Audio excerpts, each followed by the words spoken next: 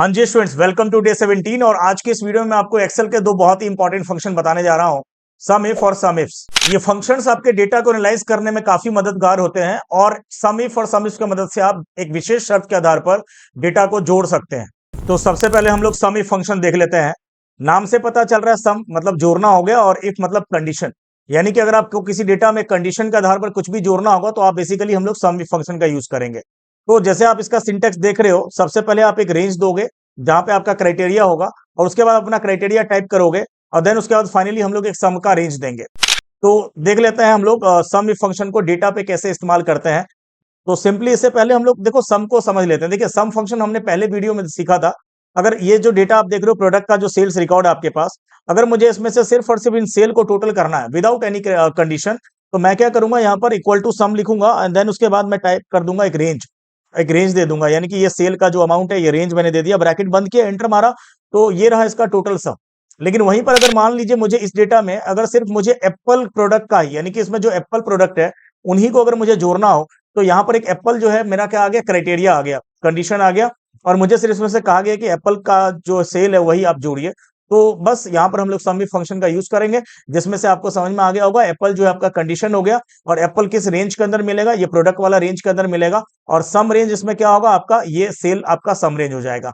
तो जब आप यहाँ पे सम इफ फंक्शन लिखोगे तो आपको सिंटेक्स तो हालांकि बता ही देता है एक्सेल के अंदर, जो भी आप फंक्शन यूज करते हो। तो सबसे पहले आपका क्राइटेरिया का जो रेंज होगा वो आप दोगे, तो मैंने यहाँ से एक रेंज सिलेक्ट कर लिया।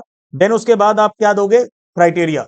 तो क्राइटेरिया में आप ये आपका जो क्राइटेरिया एप्पल है वो आप दे दोगे। आप लिख भी सकते हो यहाँ पर इन्वर्टेड कॉमा में, नहीं तो अगर सेल में लिखा है तो आप सेल का रेफरेंस दे दीजिए। एंड देन आपका सम का रेंज, तो सम रेंज आपका सेल आ जाएगा सारा का सारा। ब्रैकेट बंद करके आप एंटर मारेंगे तो ये देखिए आपके पास एक सिंगल कंडीशन था, यानी कि एप्पल प्रोडक्ट का सेल करना था आपको, तो आपने यहाँ पर एप्पल प्रोडक्ट का टोटल सेल बता दिया कि ये जो है कितना हो रहा है, ये 2,08,875 टोटल एप्पल प्रोडक्ट का इस डेटा में सेल हुआ है।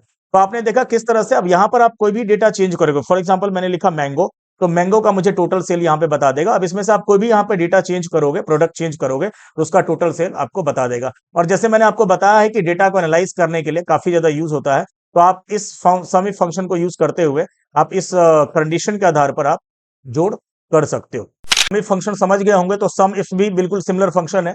देखिए सम इफ में आप सिंगल कंडीशन के आधार पर डेटा को जोड़ते हो, और सम इफ में आप एक से अधिक कंडीशन के आधार पर डेटा को जोड़ सकते हो। और सिंटेक्स है, देखिए सम इफ में आपको सम रेंज बाद में देना होता है, और सम इफ्स में जो है सम रेंज हम पहले देते हैं, फिर उसके बाद क्राइटेरिया रेंज 1, फिर क्राइटेरिया क्या है, फिर क्राइटेरिया रेंज 2, फिर क्राइटेरिया क्या है। इस तरह से आपको सिंटेक्स लिखना पड़ता है। तो चलिए समझते हैं डेटा के अंदर जाकर के और किस तरह से इसका हम लोग यूज करेंगे। देखिए तो मैं आ चुका हूं उसी प्रोडक्ट का जो सेल्स रिकॉर्ड है मेरे पास, और यहाँ पर मुझे इस बार जो प्रोडक्ट में आप देख रहे हो, इस बार जो इस डेटा में देख रहे हो, मुझे इसमें से जो प्रोडक्ट मैंगो है और जो साउथ रीजन में सेल हुआ है उसको मुझे जोड़ना है।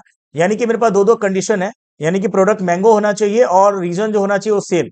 तो मुझे देखना है मैंगो साउथ में कितना सेल हुआ है। तो सिंपली मैंगो मेरा पहला क्राइटेरिया है और साउथ मेरा दूसरा क्राइटेरिया है, और सम रेंज आपको मालूम है ये सेल वाला जो पूरा अमाउंट है वो मेरा सम रेंज हो जाएगा। तो हम लोग यहाँ पे लगाते हैं सम इस फंक्शन। तो आपको सिंटेक्स यहाँ पर दिख ही जाएगा, सम रेंज मांगेगा सबसे पहले, तो यहां से लेकर के नीचे तक आप सम रेंज दे दीजिए, कॉमा। उसके बाद आपसे ये क्राइटेरिया रेंज 1, यानी कि आपका जो पहला क्राइटेरिया मैंगो है वो किस रेंज में मिलेगा, तो ये मेरा प्रोडक्ट वाला रेंज में मिलेगा, तो यहां से यहां तक मैंने रेंज सिलेक्ट कर लिया है, कॉमा। उसके बाद क्राइटेरिया क्या है उसमें से, तो मेरा मैंगो क्राइटेरिया है, कॉमा। उसके बाद रेंज 2 मांगेगा क्राइटेरिया का, तो रेंज 2 है मेरा ये रीजन, तो आप रीजन पूरा सिलेक्ट कर लोगे। देन उसके बाद आपको उस रेंज में से आपका जो क्राइटेरिया है साउथ है, तो आप यहाँ पर साउथ आप दे दोगे। और बस आपके पास दो ही क्राइटेरिया है, दो से अधिक भी हो सकता था, और ब्रैकेट बंद करके हम एंटर मारेंगे तो ये देखिए आपका मैंगो जो साउथ में सेल हुआ है वो 1,48,77 रुपए का टोटल सेल हुआ है।